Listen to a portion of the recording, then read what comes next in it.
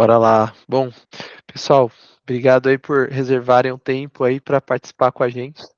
A gente vai começar esse Split Talks, talvez seja um Split Talks breve aí, não, a gente decidiu fazer um modelo um pouco menor, com menos slides aqui, então, e a ideia é ser mais interativo, então, pessoal, que nem o Ivo comentou, fique à vontade para irem interagindo aí durante o nosso papo, tá? Mas vamos lá, a gente está com um convidado especial também hoje, que é o Dr. André. Vou apresentar, vamos nos apresentar. Antes, vou falar bem rápido aqui da Split C, e aí eu vou passar a bola para o Dr. André para a gente se apresentar. Mas vamos lá. Bom, então, só falando rapidamente aqui por alguns reconhecimentos bacanas que a gente teve aqui na Split C. A gente foi reconhecido como o melhor suporte a cliente pela Capterra, né, que é uma plataforma do Gartner, a plataforma mais fácil de usar também em 2024 aqui, e a mais recomendada, né? Então, a gente. E tem novidades por aí, tem algumas outras premiações que a gente passou, estamos quase divulgando ali, algumas premiações de empresas de alto crescimento ali. Então, tem bastante coisa bacana aí que a gente foi premiado aqui na, na Split C. Mas, começando aqui, vamos nos apresentar, né? Prazer a todos aí, pessoal. Meu nome é Gabriel, eu estou como CEO aqui, sou cofundador da Split C. Trabalhei como Tech Lead no Itaú, arquiteto de software no Santander, e hoje estou como cofundador aqui. E a Split C, basicamente, a gente é uma plataforma de remuneração variável. A gente criou esse software que ajuda a calcular e automatizar, né? Então a gente percebeu que tinha uma dor no Brasil onde muitas empresas estavam calculando no Excel, no papel ali, e perdia muito tempo, tinha cálculos que saíam errados ali, seja para o time de vendas ou para parceiros externos ali, outras empresas que revendem um produto, tudo que a gente diz que é remuneração variável, né?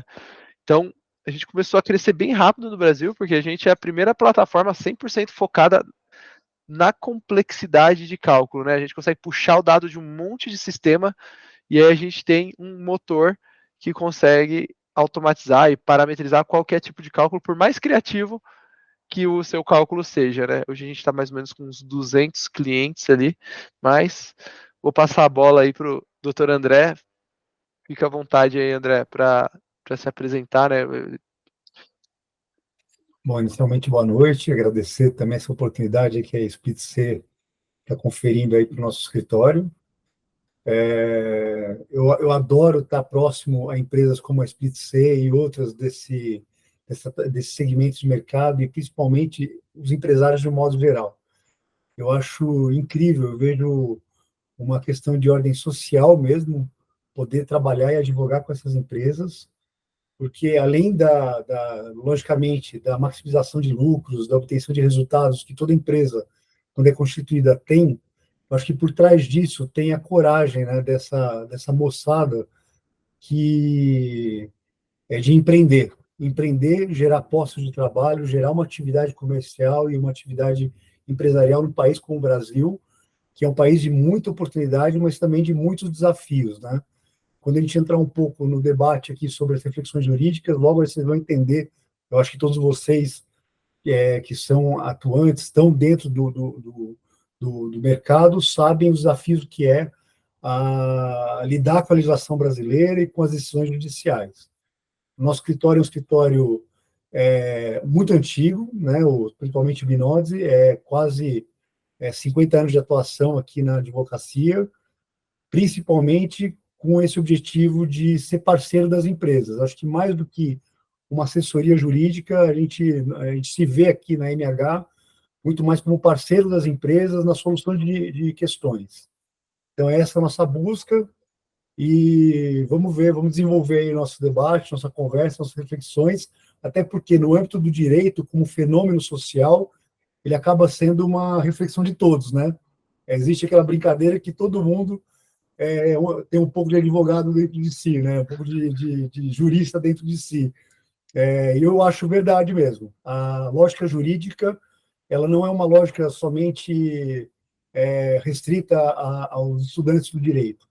Eu acho que, principalmente hoje, na área empresarial e na área de gestão, A gente vê a qualidade dos gestores hoje, principalmente no Brasil, né? Tanto que os gestores brasileiros são amplamente reconhecidos fora daqui por essa versatilidade e essa capacidade de abranger vários segmentos dentro de um contexto de administração, principalmente a parte a parte legal.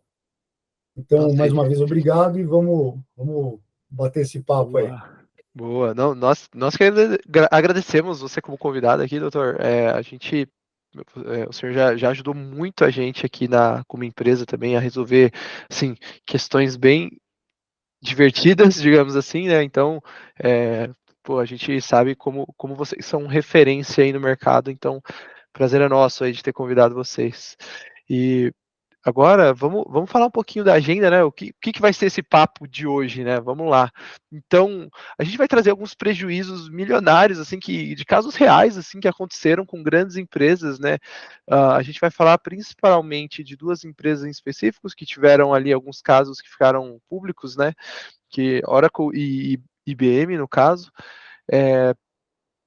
Aí a gente vai trazer ali algumas possíveis soluções, sugestões de como você previne esses prejuízos financeiros na sua empresa. A gente vai falar um pouquinho das diferenças também de legislação. Putz, como que é nos Estados Unidos, como que é no Brasil, o que a gente consegue ver ali, putz, tem mais liberdade aqui, menos liberdade ali, e a gente vai trazer também uma parte muito importante, que é a incorporação de salário, né? Isso é uma das coisas que a gente vai tratar bastante hoje aqui. É, e no final a gente vai trazer dicas práticas para reduzir esse risco. E pessoal, durante todo o nosso papo, a gente mudou um pouco o nosso modelo de Split Talks, né? Então, esse webinar, né, a gente vai deixar aberto para vocês falarem. Então, fiquem à vontade para abrir o microfone, tirar uma dúvida aqui com a gente durante a apresentação mesmo. Pode clica no botãozinho de levantar a mão, ou só abre o microfone, fica à vontade. Se não tiver afim muito de falar, fique à vontade para também mandar no chat, que a gente vai estar acompanhando por aqui, tá, pessoal? Então, fica esse convite, realmente fique à vontade para interagir, tá?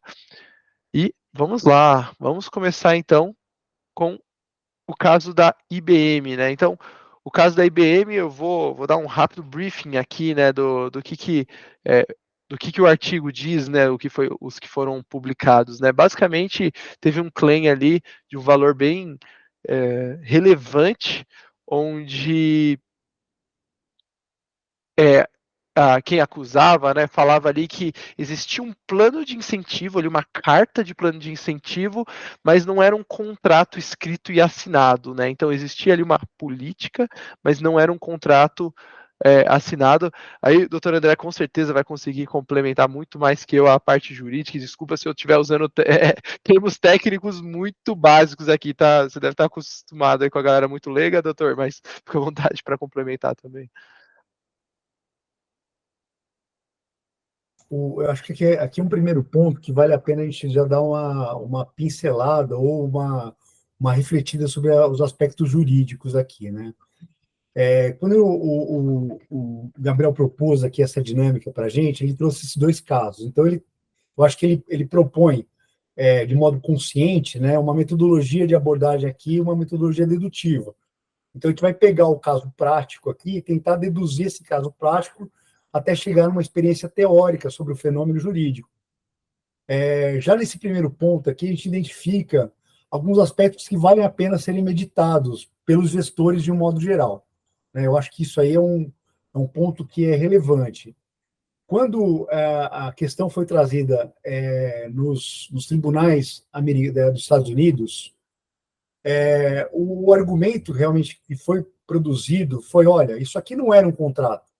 A gente propôs isso daqui de modo geral para todos os funcionários, e a gente tinha uma dinâmica de avaliação, de contextualização, para poder definir o valor da comissão, que dependia de uma certa liberalidade, entre aspas, da empresa, né? Nesse ponto, a gente identifica aqui que a empresa ela tinha por objetivo, né, e essa, em tese, do ponto de vista filosófico da norma, né, a remuneração variável, ela vem ao mundo jurídico, ela ingressa nas normas dos países modernos, né, que a gente, mais ou menos, hoje em dia, comunga das mesmas normas, dos mesmos padrões, dos mesmos princípios, mas essa norma ela entra no nosso universo jurídico com a ideia de que, olha, eu tenho que ter uma forma de remunerar o meu funcionário não só pela forma do salário fixo, que é o clássico, né? Então, trabalhou, as horas de trabalho que tem que trabalhar, é remunerado. Não.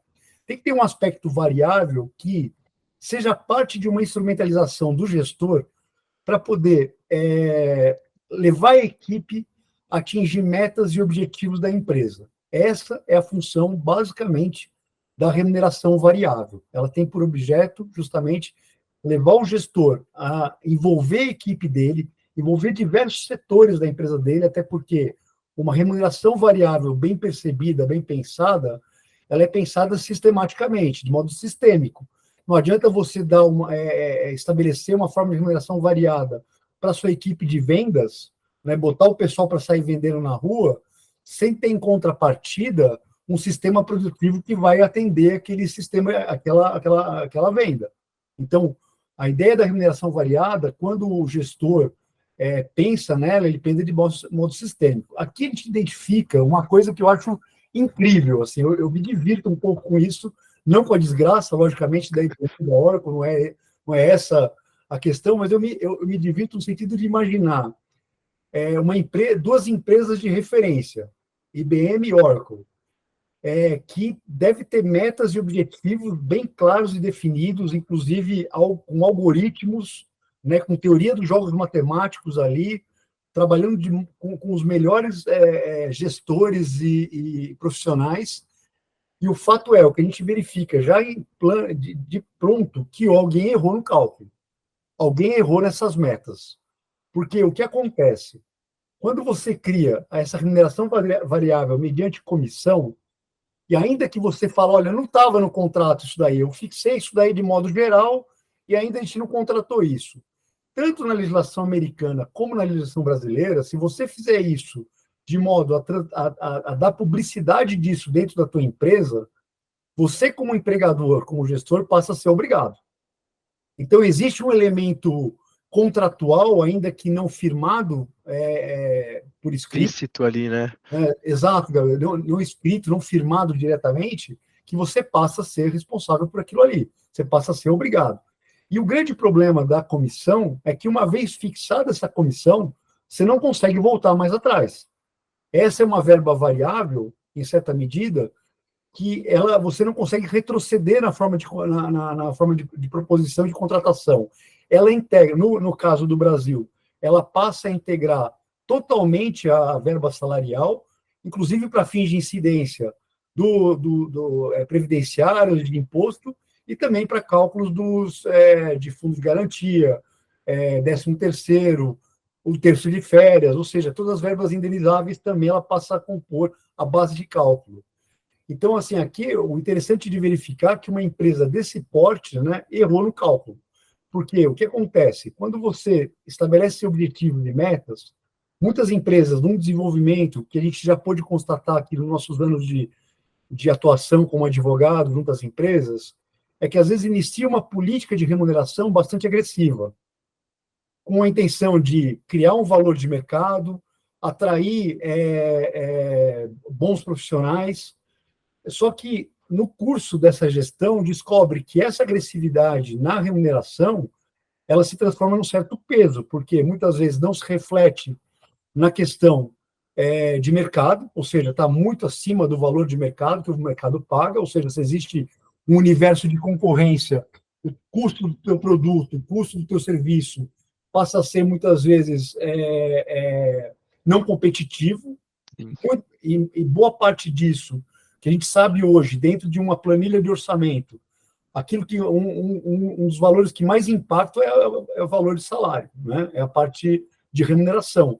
Então, isso mal calculado vai implicar, sim, ou numa diminuição do seu lucro, ou numa falta de competitividade do teu produto, do teu serviço. Acho que até complementando, o Dr. André, acabou de vir um comentário aqui no chat do Felipe, bem bacana aqui, que ele comentou assim, e esse parece ser só um caso isolado que ocorreu na IBM, etc., né, mas as perdas são bem maiores e frequentes, seja por erro de analista de incentivos, né, pelo CFO, erro de orçamento, né, de contabilidade. Então, esse é um erro mais jurídico, digamos assim, mas concordo total, assim, o erro de provisionamento, algo do tipo, são, assim, que é justamente isso que o senhor está comentando, né? Ô, Gabriel, só tira o senhor daí, que eu sei que Tá sou um bom. pouco mais velhinho que vocês, mas, poxa, eu ganho uns anos a mais sem necessidade, né? Combinado, combinado. E Pior que... também o doutor também não precisa, não, pode chamar de André também, tá Boa, muito bem chamado. combinado, boa. Eu acho que o ponto importante também nisso é que, uma vez fixadas essas remunerações via comissão, você não volta mais atrás, o que gera um problemão para o gestor, porque muitas vezes isso a gente já pôde acompanhar e acaba sendo, eu diria, usando um termo assim, bastante traumático, por exemplo, você decidir pela dispensa de funcionários pelo motivo errado. Então, você fazer uma dispensa gradual ou uma dispensa de uma única vez, de um conjunto de funcionários ou de colaboradores, pelo fato de que esses funcionários e colaboradores se transformarem em pessoas caras para a tua folha de pagamento. Isso é o pior tipo de demissão para um gestor, porque muitas vezes você está jogando fora alguns meses ou anos até de qualificação desse colaborador, né? Você está simplesmente dispensando um colaborador que faz parte, que integra a cultura da empresa, né? Porque ele se transformou num profissional caro. Ou a segunda decisão, que muitas vezes é tomada, e aqui no Brasil é bastante comum isso, porque muitas vezes fazer a dispensa desse funcionário não contingenciado, não pensado de que ele se transformaria num profissional caro e que poderia ser dispensado, ou seja, não existe verba contingenciada no orçamento para fazer a dispensa dele, leva a uma tomada de uma decisão que é bastante comum, que é o chamado erro consciente. Olha, e o que foi, e assim, veja, foi o que a IBM e a Oracle fizeram. Olha, vamos diminuir o valor da remuneração, alterar a forma de cálculo aqui, seja lá o que eles fizeram lá, o mandraquismo que eles quiseram fazer para poder reduzir a remuneração dos profissionais deles. Vamos assumir que existe um passivo trabalhista. Né? Então, se o que aconteceu ali é claramente uma decisão de um erro consciente. Estamos errados, sabemos que estamos errados, sabemos que existe um risco de termos uma condenação, seja em qualquer âmbito do direito, mas ainda assim vamos assumir esse risco porque a gente errou no cálculo. Então, assim, o que a gente pode deduzir desse fenômeno que o Gabriel propôs aqui, de a gente analisar essa situação, esses dois pontos. Existia uma intenção, né, da empresa envolver os seus colaboradores para bater metas de venda, né? No curso do desenvolvimento dessa gestão, descobriu-se que aquilo ali era impactante em alguma forma para o seu orçamento, e aí assumiram o erro consciente de reduzir aquilo, sabendo que existia um passivo ali sendo gerado. E isso é decisão de muitas empresas fazerem isso. Altera unilateralmente a forma de remuneração, cria-se um passivo. Exato. E aí, logicamente, numa situação mais específica, isso não é de todo execrável. Existem condições de estratégia que vale a pena fazer isso, mas aí tem que ser pensado caso a caso. Nossa, muito bom. Se o pessoal achou, né, que esses 4,7 milhões de dólares, né, aqui nos Estados Unidos acho que também os valores às vezes são muito grandes, né, de alguns processos, né. Na Oracle, olha só, pessoal, chega o processo, né, que foi que o quanto de quantia que estava em jogo ali, né, era 150 milhões de dólares, né. E a alegação, né, as duas são muito parecidos, né, esses dois casos, tanto da Oracle quanto da IBM, e a alegação lá na Oracle, né, contando de forma um pouco mais superficial aqui, é que eles tinham feito algumas configurações no Salesforce, tinham mexido em alguns dados que estavam acabando fazendo pagar menos, né, o quanto estava combinado ali teoricamente, né? Eles estavam tunando ali as ferramentas para tentar pagar a menos e essas configurações que estavam erradas na ferramenta não se sabe se foi de propósito ou não, né? Hoje a gente sabe, né, que existe a média, né, que a gente conhece aqui, é que quando se calcula na mão, né, a remuneração variável, existe uma média de 5% de erro do valor, né? Quando você usa planilha ali, Excel, Google Sheets, enfim. Mas são muito parecidas, né? Quando você muda uma política, né, de uma forma unilateral, onde só a empresa concorda, né, você tem esse risco. Uma pergunta, André.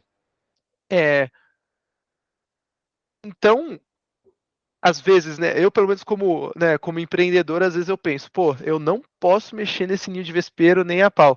Mas às vezes é uma decisão racional. A gente calcula ali né, um risco e, pô, eu tomo essa decisão. É, isso é um negócio interessante que você falou. Eu queria ouvir um pouco mais disso, porque às vezes a gente só fica com medo de mexer naquilo, eu não quero mexer, mas às vezes o melhor para o negócio pode ser mexer. O que eu sinto, né, do nosso lado como advogado, né, e hoje, dentro de uma cultura de responsabilidade, de um modo geral, essa cultura de responsabilidade, de um modo geral, que a gente vem assumindo nas empresas, e empresas grandes principalmente, né, onde tem rígidas regras de compliance, né, o que a gente tem notado é que muitas vezes a gestão começa a se transformar em engessada. Ou seja, ninguém quer assumir nenhum tipo de risco. Então, sempre se pergunta ou se pede um parecer, e aí, a partir daquele parecer, a pessoa passa a agir. Ou seja, transfere-se a responsabilidade. O que acontece, em certa medida, com relação ao universo jurídico? A gente começa a fazer também, do nosso lado, uma certa reserva, tanto profissional, como legal, como moral.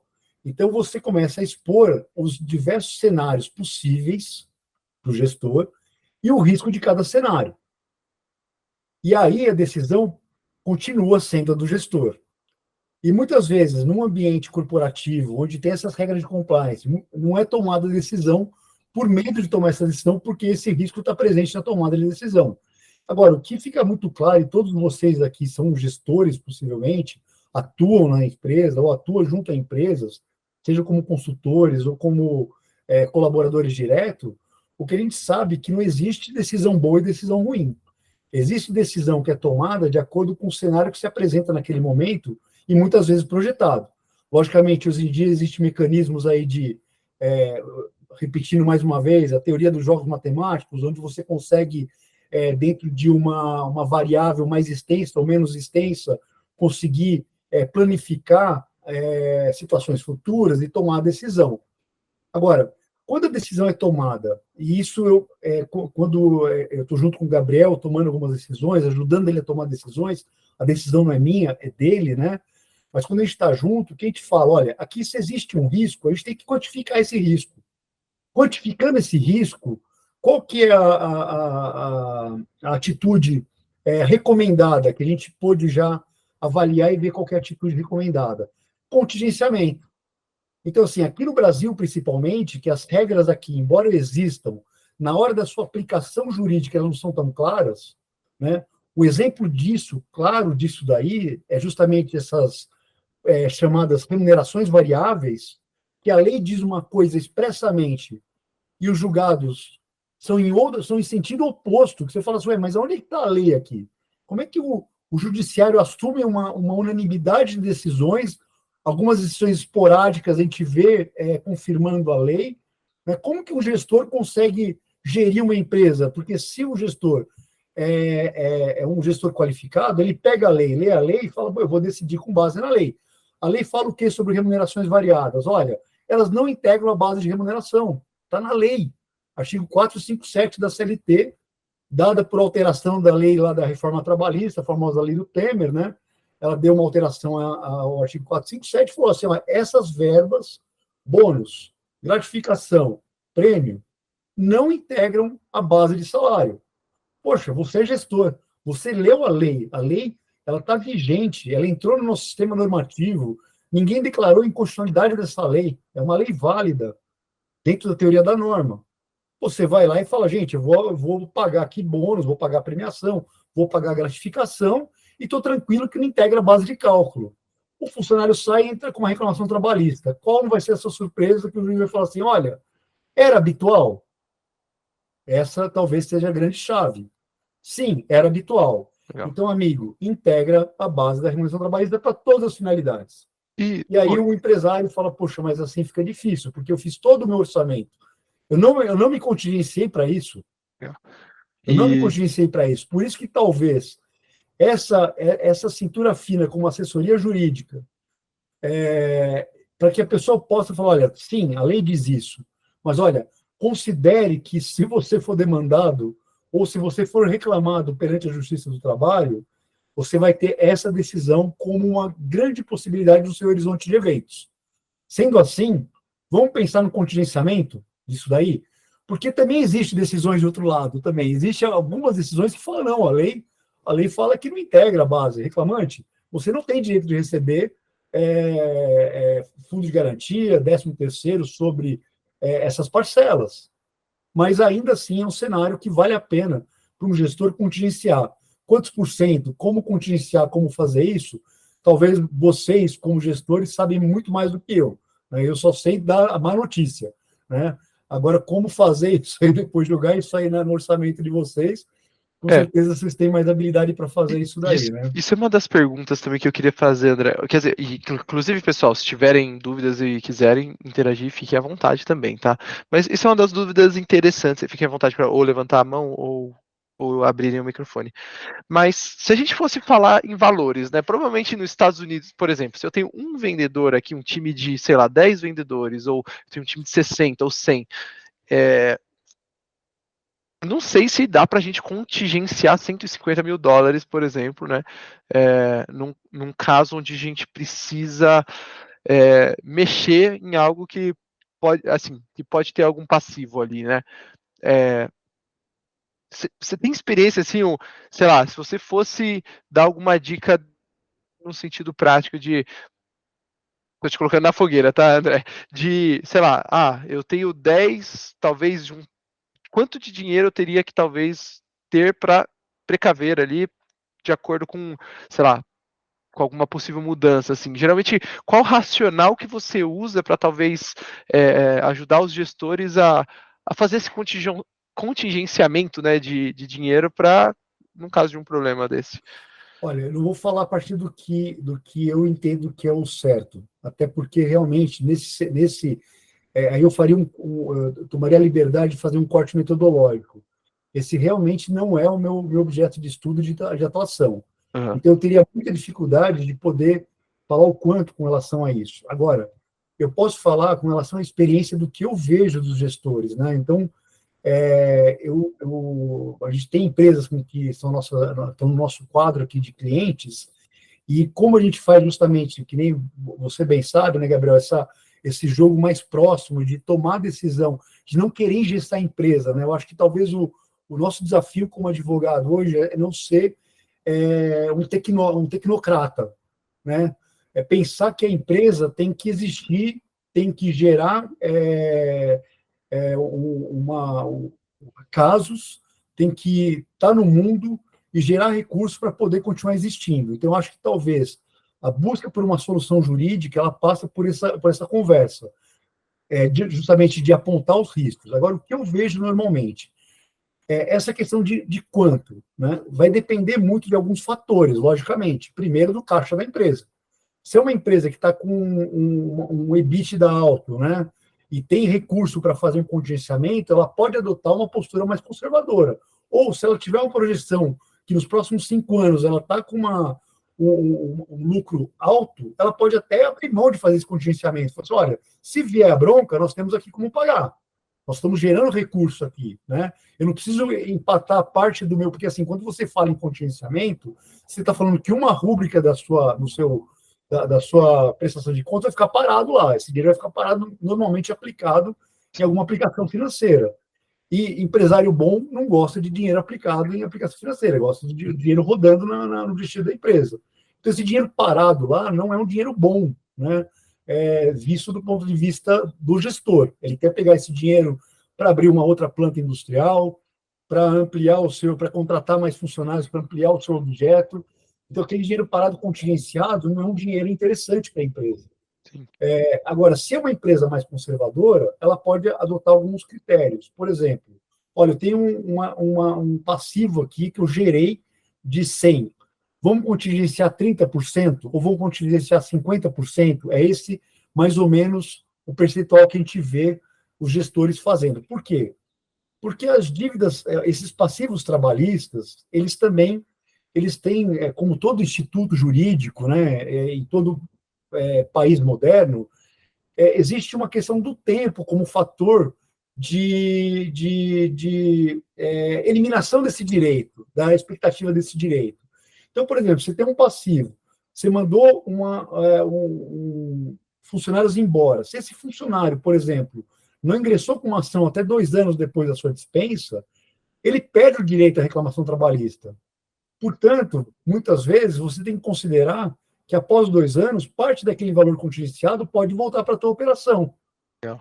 porque decaiu o direito daquele funcionário de poder demandar contra você.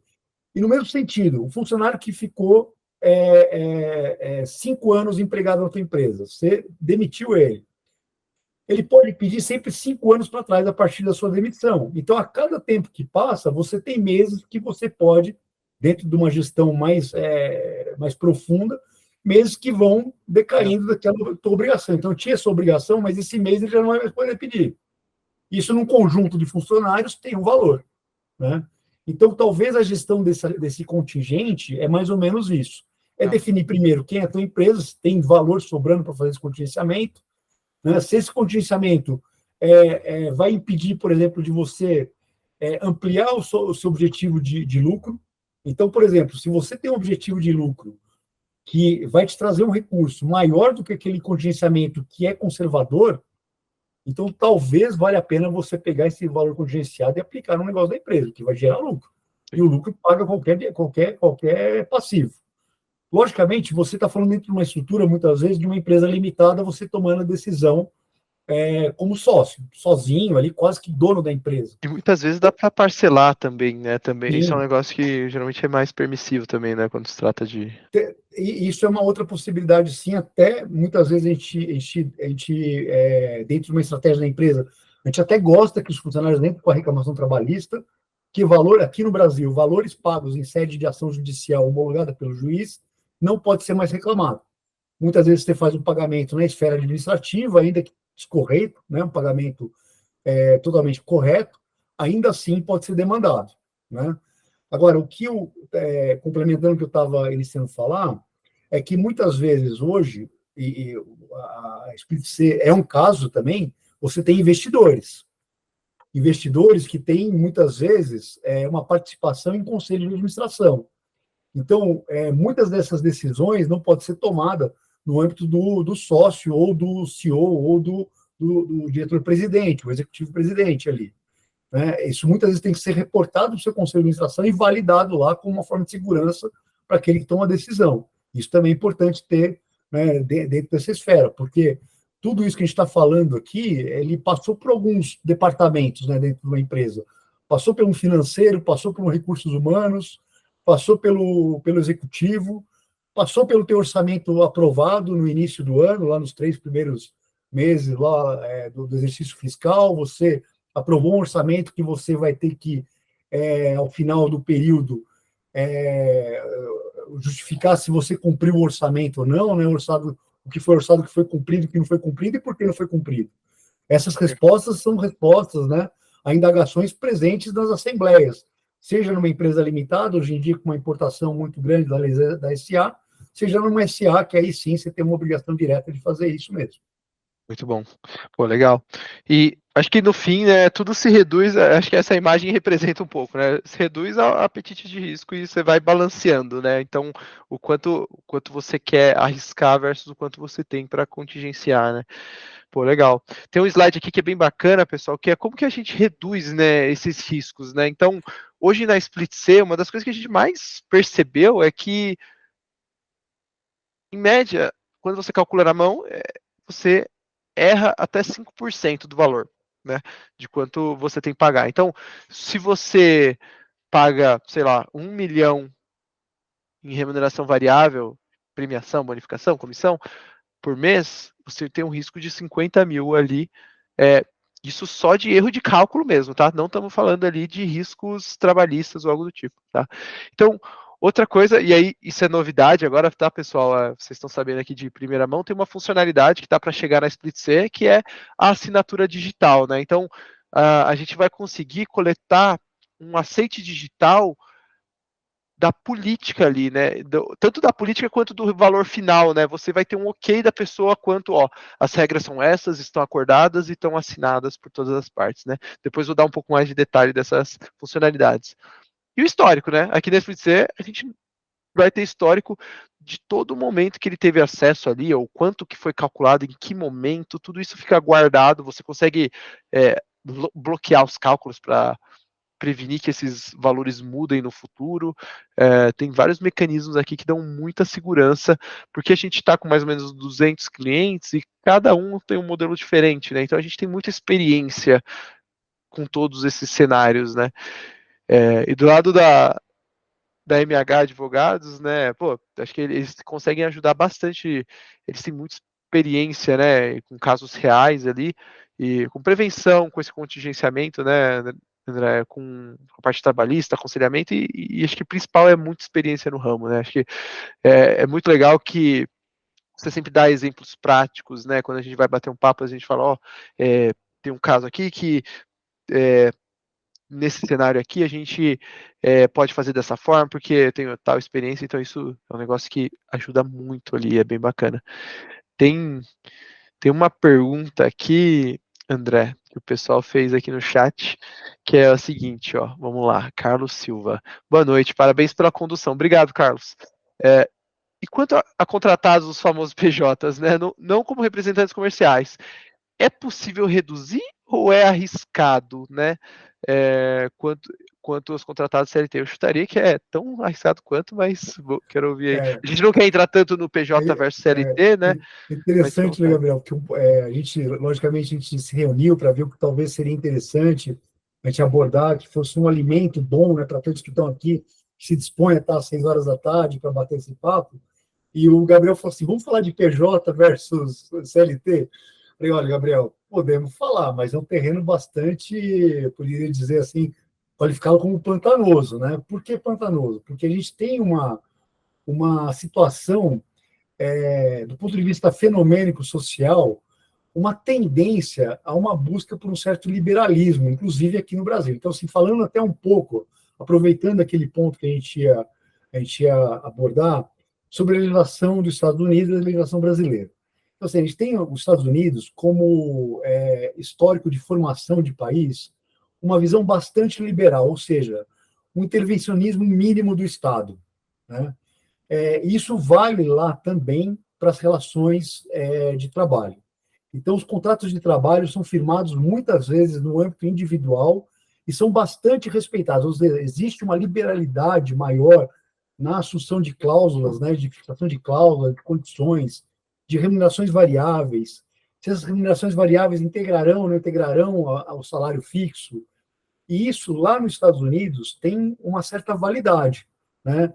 Depende um pouco de estado para estado, logicamente, existem estados com um pouco mais de intervenção, né? Falando em remuneração de hora extra, lá também existe alguns estados que legislam sobre a questão de remuneração de hora extra, mas, de um modo geral, essas remunerações variáveis, elas são bastante aceitas e bastante presentes nos contratos trabalhistas, né, no âmbito dos Estados Unidos, né? E validados, né? Se for discutido isso, vale o que foi pactuado. Isso era uma visão um pouco mais liberal de país.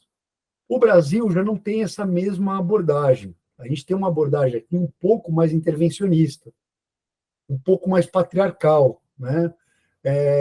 Considera muitas vezes o trabalhador, e isso está na lei, não é uma menção pejorativa, né? Mas ele tem uma hipossuficiência econômica perante o seu empregador. Ou seja, no momento da relação de contratação entre o empregado e o empregador, aquele que detém o poder econômico, ele tem maior elemento de negociação. E isso acaba, por consequência, de impor uma série de condições que, se não, o Estado não intervisse, né, não interviesse nessa relação, não reequilibrasse essa relação, o empregado normalmente ia ser muito prejudicado. Essa é a visão do Estado brasileiro. No Estado brasileiro, quando você, até a lei, até 2017, né, até essa lei 13.467, que é a lei do Temer, você tinha uma situação muito clara que eu falaria para você. Olha, você contratou PJ, não contratou CLT, se os elementos da relação de emprego estiverem presentes, esquece. O judiciário vai passar por cima dessa contratação via PJ e vai falar, olha, isso aqui é relação de emprego disfarçada de uma PJ. Logo, todos os direitos e consequências decorrentes de uma relação de trabalho de CLT devem ser aplicados a essa relação. Isso era tranquilo para nós como advogados. A gente via a situação, né, principalmente situações assim muito gritantes. Então, o camarada era contratado no PJ, mas tinha cartão corporativo, e-mail corporativo, a sala com o nome dele, diretor fulano de tal, ou seja, todos os elementos, subordinação, habitualidade, salário, todos aqueles elementos previstos na CLT estavam presentes na relação. Para nós, advogados, tanto no sentido de alertar sobre uma situação de um passivo trabalhista, como numa situação de avaliar um cliente que fala, olha, eu tenho uma situação X, eu quero processar, quero entrar com uma reclamação trabalhista. Você fala, olha, aqui é tranquilo, tem uma relação de emprego e vai ser aplicado. A partir de 2017, essa situação começou lentamente e gradualmente se alterar. Lentamente e gradualmente se alterar, porque muitas vezes você tem, né, a lei, do ponto de vista clássico, dentro da teoria da norma, ela fala o seguinte, existe um fenômeno social, primeiro, e depois desse fenômeno social, o direito olha para ele e passa a regrá-lo. Então, primeiro você tem, por exemplo, união de pessoas do mesmo sexo, e depois a lei vem e fala assim, olha, tem que regrar isso daí. Então, primeiro, o fenômeno social sempre é primeiro, e depois vem a situação do direito. Nesse caso aqui, a gente tem uma certa inversão, porque você tem uma ideologia que passa a viver dentro do âmbito dos legisladores, muitas vezes querendo melhorar e amplificar o empreender, assim, qualificar o empreendedorismo brasileiro, transformar as empresas brasileiras em empresas competitivas, né, sair um pouco desse cenário do agronegócio e passar também a ser um país de serviços e indústria. E eles falam, onde é que dá certo isso daí? Ah, lá nos Estados Unidos dá certo. Por quê? Porque lá eles têm maior liberdade de contratação. Então, vamos importar certos conceitos e certos princípios dessa legislação mais liberal para o âmbito do nosso direito, que é um direito paternalista? Vamos. E aí você tem todo o movimento em 2017, com todo um custo político ali do Michel Temer, e ele consegue aprovar essa lei de 13.467. Essa lei trouxe, no bojo dela, justamente a possibilidade de terceirização, inclusive de atividade meio da empresa, porque até então a terceirização era possível, mas não para atividades meios da empresa, né? Ou seja, você não pode terceirizar, se você é uma empresa de tecnologia, você não pode terceirizar o pessoal de TI, para atividade meio, né? Ela veio e falou assim, não, pode, hoje em dia você pode fazer isso. E também trouxe, no âmbito dessa mesma lei, essa remuneração variável. Quando essa lei entra dentro do contexto, já começa debate na esfera dos tribunais. Então, como é que você tem a formação de decisões no Brasil? Você começa as demandas em primeira instância, ainda ali no âmbito do juiz singular, que a gente chama, que é o juiz que decide. Então, o funcionário entrando com uma ação e falando, olha, eu não sou PJ, não. Eu tenho todos os requisitos aqui que correspondem a uma relação clássica de CLT. E a empresa falou assim, não, mas ali a gente contratou, você está ganhando mais do que ganha um profissional normalmente da tua área, justamente porque você não é CLT, porque você é PJ, porque o impacto fiscal e na folha de pagamento é muito menor quando a contratação é via PJ. Então, você teve uma série de vantagens que você concordou com isso, você contratado via PJ. Você também está pagando menos imposto de renda. Se você fosse contratado com esse salário via CLT, você estaria pagando 27,5% de imposto de renda retido na fonte. Enquanto você, via PJ, você tem uma tributação aí de 13% a 15%, né, pago na sua distribuição de lucros. O seu lucro não está sendo tributado. Então, você também teve vantagem. Então, agora você vem, depois que essa relação é desfeita, e quer rever essa condição toda, as decisões no começo passavam por cima da lei. Desconsideravam a lei 13.000, né, e caracterizavam aquela relação como uma relação de emprego. Só que isso foi evoluindo, de 2017 para agora, né, A gente tem uma evolução, tem uma alteração, as decisões vão subindo para os TRTs, que são os tribunais de segunda instância aqui no Brasil, os tribunais regionais do trabalho, sobe para o TST, chega no STF.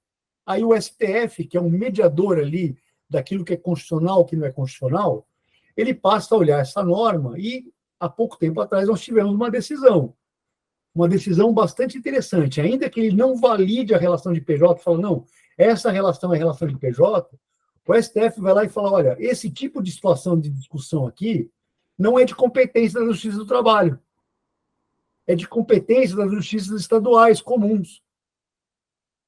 Isso, aparentemente, para quem não está muito acostumado com o universo jurídico, parece ter uma questão semântica. Não é da Justiça do Trabalho, é da Justiça Civil. Tá, mas se é PJ ou CLT, quem vai decidir agora é o juiz civil, não o juiz trabalhista.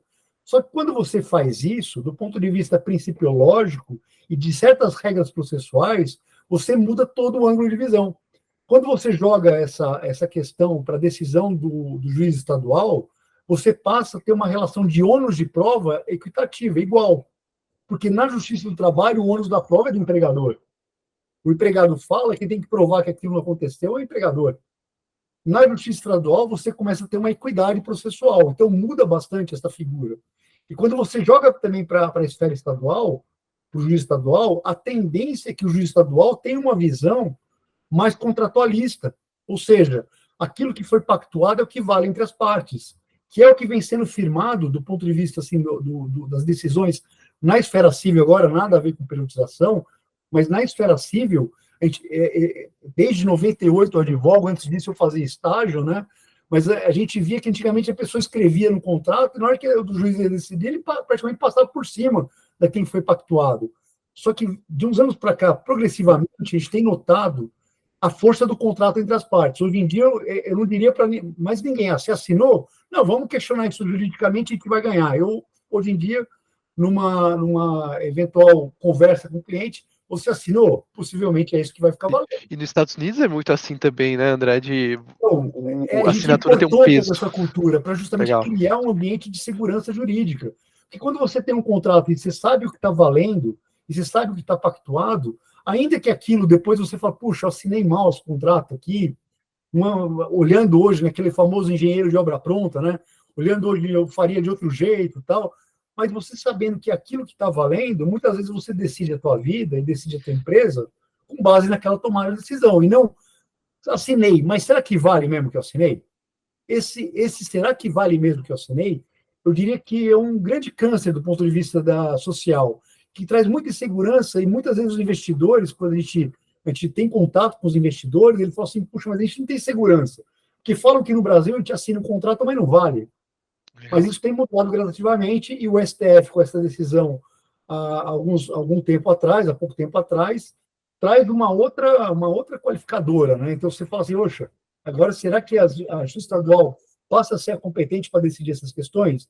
E já tem alguns juízes de primeira instância, na hora que recebe um tipo de reclamação, tendo por debate ou tendo por objeto PJ, justamente isso, uma decisão que eu peguei um tempo atrás, o juiz falou assim, olha, eu não concordo com isso, mas em função da decisão do STF, eu remeto para a Justiça Estadual. Ou seja, eu gostaria de julgar isso, que eu entendo que é minha matéria, eu entendo que é uma relação de trabalho, né? Porque a Justiça do Trabalho, ela não julga só a relação de emprego, ela julga a relação de trabalho, né? E o juiz falou, olha, eu entendo que a minha competência é essa, mas não adianta eu decidir contrário ao STF. Então, a gente começa a ver um cenário de mudança e, hoje em dia, dependendo de alguns fatores, por exemplo, valor de remuneração. Se você pega um valor de remuneração de R$1.000 por mês e o cara é PJ, muitas vezes isso vai ser desconsiderado, né? Porque a pessoa ali, o contratado, ele não teve, evidentemente, nenhum tipo de liberdade para decidir economicamente se aquilo ali era bom ou não era bom para ele. Eu falo meu é um salário mínimo. Agora, em âmbito de valores mais expressivos, né? E aí não dá para falar o quanto, né? O quanto que é mais expressivo, depende muito do segmento. Tem segmentos que R$15.000 é um valor expressivo e que para outros segmentos R$15.000 não é nada, né?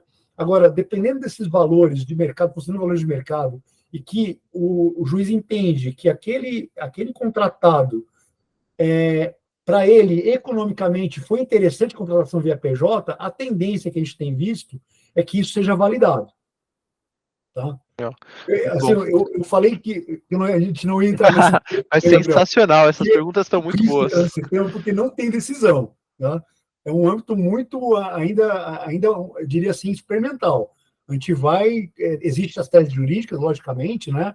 Tudo se cria teses jurídicas e as teses jurídicas estão bem definidas, mas o resultado final, ele é imponderável. Nossa, nossa, sensacional. Mas a pergunta, assim, achei, tá muito legal essas perguntas, porque, assim, mesmo que existe sim, né, essa nebulosidade na parte jurídica brasileira, dá uma ideia, pelo menos, do que se passa, né, na vida real. Porque, às vezes, para quem está de fora, é tão eventual, né, a gente chegar a ir para um júri, né, ter experiência, né, para nós que não somos advogados, né, que um pouco de pincelada por cima do assunto dá uma noção muito bacana já pra gente, né? Eu vou ter que dar uma corrida, ó, temos mais 5 minutos e temos 5 slides para passar ainda, então eu vou correr, tentar fazer 1 minuto por slide aqui, mais ou menos, pra gente não perder nenhum conteúdo, tá, pessoal?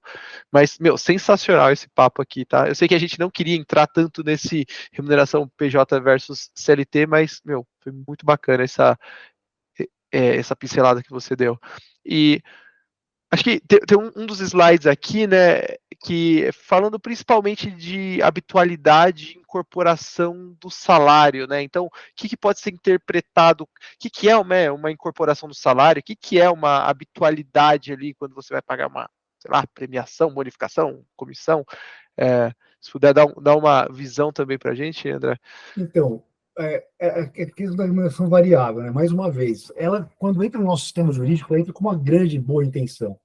E eu acho que a tendência futuramente é que o artigo de lei passe a valer, porque ela amplifica a forma de retribuição pelo esforço do colaborador. Eu acho que isso tem que ser muito. O aplicador da norma, o juiz que vai aplicar essa norma, ele tem que olhar isso como um fomento ao desenvolvimento social brasileiro. Eu tenho uma visão um pouco mais liberal, né?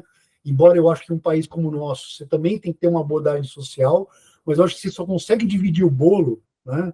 Só consegue ter uma atuação social se você faz esse bolo crescer. Não adianta você querer dividir o bolo sem ter o bolo para dividir. E uma das formas de fazer isso é incentivar o empreendedorismo. É convencer um Gabriel que poderia estar muito bem empregado com um salário, e falar, olha, vai lá, arrisca, cara. Arrisca, vale a pena. E uma empresa igual a Split C com 50 funcionários, ou seja, 50 postos de trabalho abertos. É isso que gera riqueza para o país, né? Então, quando a gente olha essa remuneração variável e olha as decisões, a gente fala o seguinte, olha, a remuneração variável hoje, embora tenha a sua sistemática, embora tenha a sua previsão, se ela for paga com habitualidade, ela vai ser incorporada no salário para fins de cálculo. Tá? Então, assim, para fins de 13º, fundo de garantia, 1/3 de férias, vai ser incorporado. Então, as decisões que a gente tem visto, de um modo geral, é que elas acabam negando a literalidade da lei. Porque a lei fala, se eu puder, eu sei que ninguém gosta muito de ficar ouvindo a questão legal aqui, né? Mas, assim, da lei, né, o texto frio da lei, ele é chato, né? Mas, de qualquer forma, eu vou tomar a liberdade de ler para vocês, né? O artigo 457 fala o seguinte, as importâncias, e olha o termo, né? Não é que o legislador ele não quis dizer e disse, ele disse claramente, ainda que habituais, pagas a títulos de ajuda de custo, auxílio alimentação, vedado, no caso do auxílio alimentação, vedado o seu pagamento em dinheiro, diárias para viagem, prêmios e abonos não integram a remuneração do empregado, não se incorpora ao contrato de trabalho e não constituem a base de incidência de qualquer encargo trabalhista e previdenciário. Acho que está claro a lei, né? Só que não é essas decisões dos tribunais. As decisões dos tribunais é no sentido de que, havendo habitualidade, integra a remuneração do funcionário, inclusive para fins previdenciários e fiscais. Tem uma questão por trás disso também, que a gente sabe que o nosso sistema previdenciário está entrando de novo em default, então, assim, se você começa a jogar essas verbas sem a incidência do INSS, é uma contribuição menor para a Previdência, e você corre o risco de colapsar o sistema. Então, está incorporando o salário, mas a ideia que eu vejo, olhando de modo, assim, tomando com base a experiência, né, pegando o espectro amostral, que eu peguei agora há pouco, há uns minutos atrás, falando que a periodização passa a ser vista hoje em dia e ser validada, eu acredito que a tendência no futuro é que esse artigo de lei passa realmente a ter eficácia e passe a não integrar. Bom, Agora, de qualquer forma, não quer dizer que a remuneração variável é algo a ser descartado, porque eu entendo, sim, né, e eu pude ter essa experiência, que políticas salariais que levam em consideração essa remuneração variável, principalmente o bônus, eles são muito interessantes a serem aplicados numa empresa, principalmente quando você quer atingir metas e objetivos. Porque quando você tem o bônus, que ele pode ser aplicado por um período, e as metas podem ser alteradas, ainda que você não possa reduzir o salário do seu funcionário, que você cai no princípio da irredutibilidade do salário do funcionário, ainda que você não possa fazer isso, você pode alterar as metas de acordo com os interesses da empresa. Então, por exemplo, se você tem, e assim, normalmente a gente tem um período, né, um período de uma competência, que você estabelece essas metas. Essas metas não podem ser alteradas a todo momento. Você cria uma grande confusão, porque um dos princípios de ter o bônus é ter clareza de como pagar e como pagar, inclusive a fórmula de pagamento, legal. evitando-se o que eu tenho visto, né, eles têm evitado aquelas equações que quem não se dava muito bem em matemática no ensino médio é incapaz de resolver aquela equação para entender que momento você vai receber o bônus. Então, situações simples, claras, bem delimitadas, né? Você pode alterar isso aí. Inclusive, a gente teve, na pandemia, por exemplo, a alteração dessas metas. Então, por exemplo, uma situação de bônus, onde ia ser pago de uma situação de lucro, foi alterado e falou assim: se a gente não tiver tanto de prejuízo, a gente paga bônus também. Porque mudou o cenário, mudou a condição, você tem como justificar a alteração das metas. Então, essa remuneração variável, ela continua sendo, ainda que exista essa dubiedade sobre a aplicação ou não da norma, eu entendo que ela ainda é um importante instrumento de gestão e comprometimento dos colaboradores.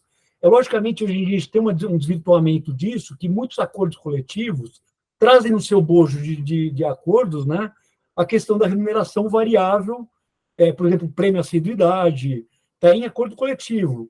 Então, até o Brasil ele é criativo nisso. Então, criou-se, inclusive, um termo acordo verba variável fixa. Como é que pode ser uma verba variável e fixa no tempo? Né? Tem uma contradição aí. No entanto, hoje em dia, por força desse acordo coletivo, muitas verbas variáveis passam a ser devidas, independente da vontade do liberalismo. Né? Lógico que uma gratificação ainda continua sendo algo uma mera liberalidade, né? Você não precisa justificar. Você pode dar gratificação e não precisa justificar. Agora, se essa gratificação for todo mês, ela integra a remuneração. Legal, muito bom. Acho que isso aqui dita basicamente a habitualidade, né? Que é uma das Sim. coisas que tem que tomar muito cuidado. Faltam 3 slides, pessoal. A gente vai tentar para ser muito mindful com o tempo de vocês.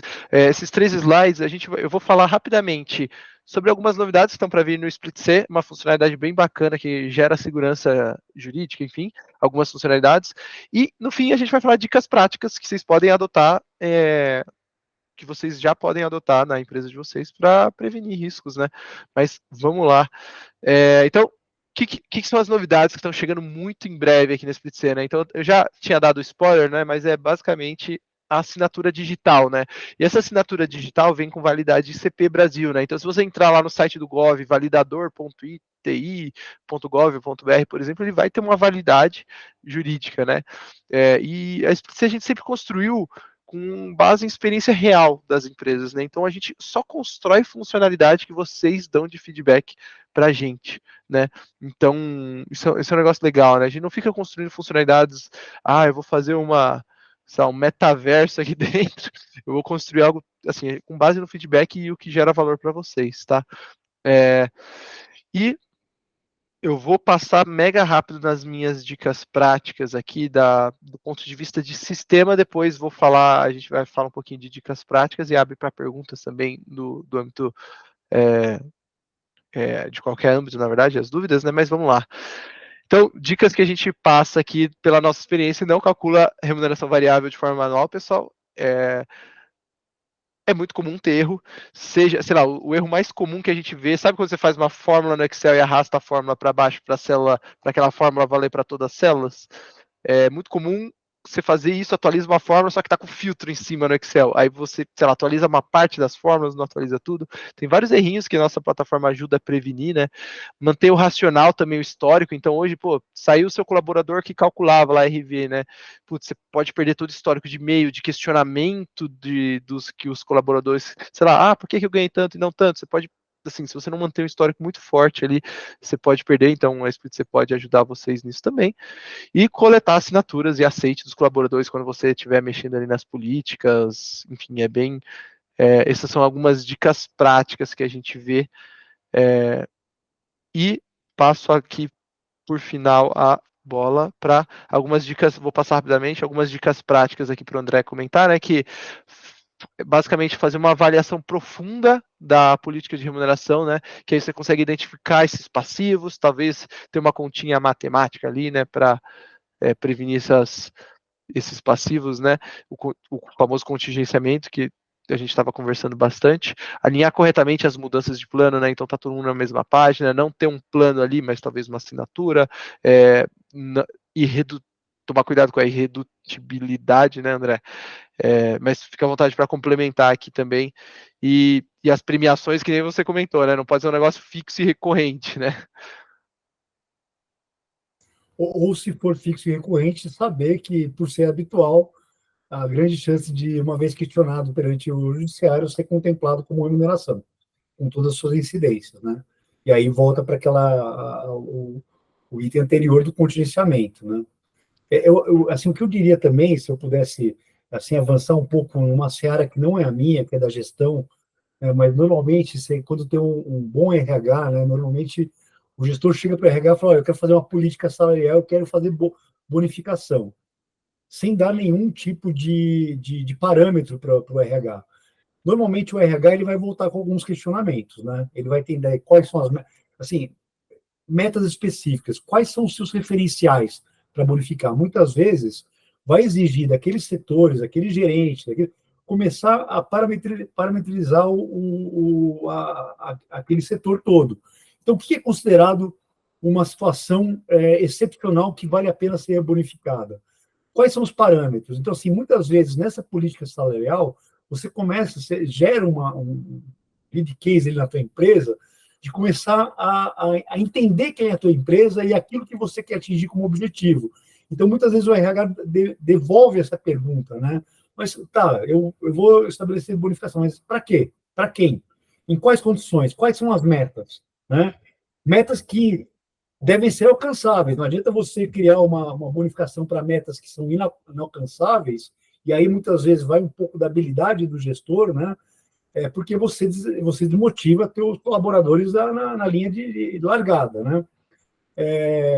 E uma coisa que eu acho interessante, que aí eu até falei para o Gabriel, falei, olha, tem uma especificidade na tua apresentação que eu acho fundamental, que é essa manutenção durante 5 anos de todo o histórico, porque isso é um parâmetro. Se você não tem nenhum outro parâmetro, se você não tem essas metas definidas, se você não tem cada segmento, cada setor, cada departamento da tua empresa bem definido com relação a essas metas, você saber pelo histórico de pagamento dos últimos 5 anos passa a ser um parâmetro. Então, acho que esse histórico racional ele também tem um outro fator, um fator de estratégia mesmo, de gestão, talvez uma certa subjetividade na avaliação disso, vai depender talvez muito do conhecimento daquele gestor, do próprio negócio dele e do mercado onde ele atua, mas ali tem indicativos bem interessantes para você fazer uma boa política salarial. Eu pude ver isso e brinquei com o Gabriel, pô, isso aqui é um bom dado, são dados importantes isso daqui. Bom, pô, bacana. Tem uma pergunta aqui da Karen para a gente finalizar também, que mais sobre a Split C, né? Então a Karen perguntou aqui, ainda sobre a contenção de risco, né? É possível usar a Split C para projetar metas e, consequentemente, a remuneração variável barra comissão? Porque a partir desses dados seria possível prever eventuais valores a serem pagos no eventual condenação trabalhista, né? Caso o entendimento seja pela integração no salário, seria uma possibilidade de ter ao menos um valor base para a condenação, certo? Legal. Sobre o valor base da condenação, não sei responder. Sobre a Split C, né, projetar metas ou o valor da comissão, que foi a primeira pergunta, a gente tem umas funcionalidades bem legais lá, que você consegue meio que duplicar um plano de cálculo e fazer várias projeções. Putz, se eu, sei lá, se eu pagasse comissão a mais, ou se eu, como que ficaria minha remuneração variável se eu pagasse tanto de valor? Então você consegue fazer simulações de uma forma muito fácil ali na Split C, mudando um cálculo, uma lógica de cálculo, né? E inclusive achei muito interessante, né, um valor base para condenação. Eu não sei se a gente vai ter prático, né, na prática esse valor, mas eu vou tentar ir atrás depois para trazer. Não sei se o André tem algo para complementar, mas eu seria esse valor base para uma condenação é uma coisa que eu também estou muito curioso para saber, né? Então eu imagino, né? Se eu fosse chutar, imagina que você perdeu uma condenação, você vai ter que pagar retroativo dos anos ali que da condenação INSS, vai ter que recolher o imposto de renda, vai ter que, eu imagino que é aqueles cálculozinhos dos impostos, né? E mais uma multa, imagino, né? Gabriel, você sabe que essa pergunta da Karen me suscitou que a gente pode talvez brincar junto com isso daí. Porque eu acho que o algoritmo, nesse caso, vai ter que pensar nas variáveis das decisões judiciais. Olha, quantos por cento de decisões judiciais decidem nesse sentido? Ou quantos decidem nesse sentido? E aí você pode, inclusive, falar, olha, eu quero uma avaliação baseada nesse tipo de decisão, ou nesse tipo de decisão. Talvez é algo que não seja tão...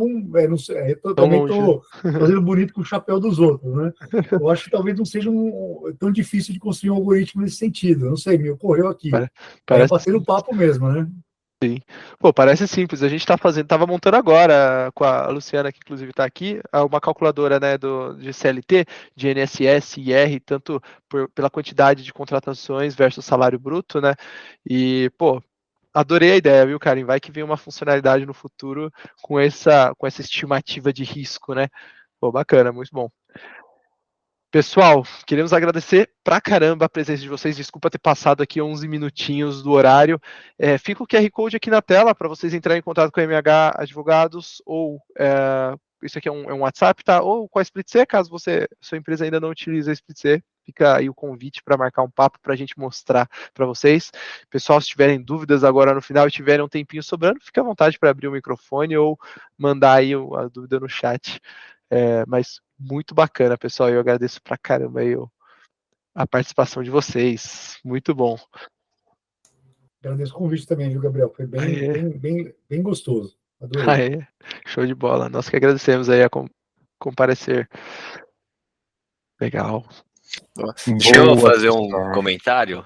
O André tinha acabado de falar sobre análise de dados, né? E a gente tem um cliente, na verdade, que ele usa os nossos resultados, que a gente pega todas os dados deles para comissionar os clientes, os outros clientes, né? É um parceiro B2B. E como os clientes veem os dados, muitas vezes os nossos dados, porque o parceiro vem e fala, putz, tem coisa errada, precisa de ajuste e tal, e a gente ajusta, estão mais certos que os dados do cliente em si. Então ele muitas vezes fala, putz, queria fazer uma análise aí, me manda um relatório do que eu tenho aí dos últimos 2 anos. E daí a gente gera um relatório lá para ele e ele consegue usar os dados que a gente tratou aqui para comissionar, para fazer as análises mesmo, bem como você falou. Então é um exemplo real aí. Sim. Pô, muito bom. Fazer a simulação, né? Pô, deixa eu duplicar o cálculo dos últimos 2 anos se eu fizesse uma mudança aqui, ou quanto total que eu paguei na categoria X, né, de comissão, premiação, enfim, se fosse interpretado, qual é o risco, né? Se 1% dos meus colaboradores tentasse algo, né, como quanto dinheiro é legal guardar, né, num contingenciamento. Na verdade, nesse caso que eu estava falando, não é nem isso, era um negócio mais de elasticidade, que eles estavam querendo fazer uma análise, só que a gente tem todos os dados, né, eles sobem aqui para ver, e o nosso sistema fica bem fácil de tirar, porque tá tratado mensalmente, tal, com cálculos já. Então, outras análises, mesmo não relacionadas a modelo de comissionamento, eles pedem para a gente às vezes, né? Daí a gente só devolve lá. Usando o motor de cálculo em si, né? Exato, o motor de cálculo. Um pouco mais amplo ali, genérico. Sim, muito mas bom. tem muitos que fazem isso, né? Simular comissionamentos também, é uma outra coisa que a gente faz bem. Muito bom. Beleza? Alguém, pessoal, fique à vontade aí, sem vergonha aí, fique à vontade para tirar dúvida aí, não tem julgamentos aqui, nenhuma pergunta é ruim, senão a gente já finaliza por aqui. Beleza. Bom, pessoal, muito obrigado por terem comparecido, esse vídeo vai ficar disponível logo. Ah, opa, André, fica à vontade e, agradecer novamente. Eu queria dar um emoji aí, mas errei o botãozinho aqui. Ah, tranquilo. Eu vi sua idade, hein? Nossa, pior que com essas entradas aqui, vixe, nem dá para saber, mas também. Pessoal. Ô, Gabriel, só fazer um comentário aí, pessoal, para quem participou do nosso sorteio, né? Não sei se todo mundo aí estava sabendo, a gente sorteou 5 pares de ingressos para o CONAR, um evento, um dos maiores eventos de RH do país aí que está para acontecer no final agora de agosto. A gente fez um sorteio, tivemos mais de 600 comentários aí na nossa publicação no Instagram. O sorteio saiu agora, então quem participou corre lá no nosso story para ver se você ganhou. E é isso, esperamos vocês lá. Quem tiver na área também, passa lá no nosso stand. Nossa equipe Split 6 estará lá. Vamos trocar uma ideia para vocês conhecerem melhor nosso software, conhecer nosso staff. E é isso. Agradecer mais uma vez aí a presença do André. Muito obrigado aí pelo tempo, por vir aqui, né, esclarecer dúvidas, dar esses insights interessantes aí. E agradecer demais a participação de todo mundo que dedicou um tempinho aí nessa noite de quarta-feira, né? Amanhã eu mando a gravação do evento para vocês, beleza? E é isso. Muito obrigado. Em breve, Split Talk 7 aí na área. Vocês vão ficar sabendo. E é isso, pessoal. Muito obrigado. Obrigado. E até a próxima. Bom descanso, quartou, pessoal. Até mais. Valeu. Até a próxima. Valeu. Tchau, tchau.